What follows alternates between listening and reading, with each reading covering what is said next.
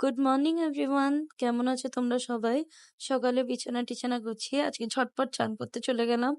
স্নান করে উঠে আমি ঠাকুরকে পুজো দিয়ে জামা পরে রেডি হয়ে যাচ্ছি, বিকজ আমাকে আজকে বেরোতে হবে, তো অনেকক্ষণ বাইরে থাকতে হবে, তাই একটু হালকা পাতলা মেকআপ করে বেশি বেশি সানস্ক্রিন মেখে আমি রেডি হয়ে গেলাম।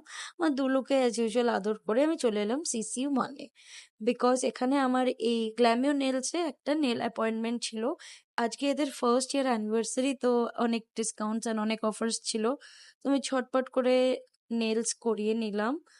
ওরা এখান থেকে একটা ফ্রি গিফটও দিয়েছিল ফার্স্ট ইয়ার উপলক্ষে। দেখো কত সুন্দর লাগছে বলো তো কালারটা। তারপরে আমি চলে গেলাম কেভেন্টার্সে, ওইখান থেকে একটা ট্রিপল চকলেট ওয়াফেল কিনে নিলাম।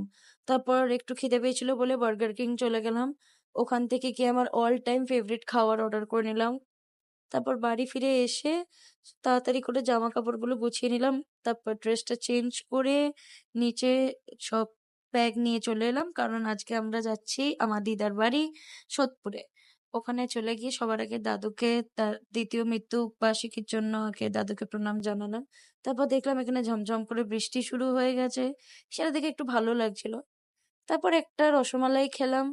বারান্দায় এসে দেখি কি জোরে জোরে বিদ্যুৎ চমকাচ্ছে। তারপরে দিম্মা দিয়ে দিল রাতের খাবারটা, খুবই সিম্পল ছিল। তো এইভাবেই কাটলো আমার সারা দিনটা। বাই।